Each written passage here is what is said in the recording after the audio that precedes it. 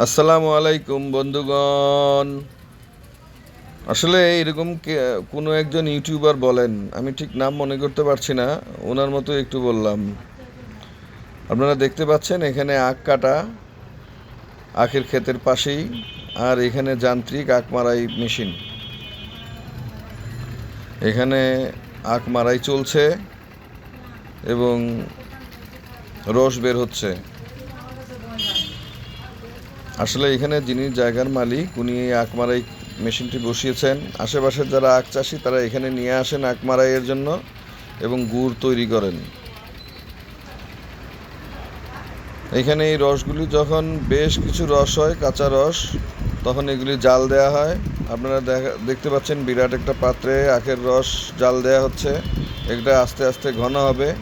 কমপক্ষে 6 থেকে 7 ঘন্টা জাল দেওয়ার পরে এটা কাঙ্ক্ষিত মানের ঘন হবে। আপনারা দেখতে পাচ্ছেন এখানে উপরে গাছ জমেছে, এই রসের উপরে এটা ফেলা হচ্ছে এখন। এখান থেকে পরবর্তীতে ঠান্ডা হলে তারপরে এটা যে কোনো আকার দেয়া যাবে। কিছু রস তরল ধরনেরই থাকবে। ধন্যবাদ।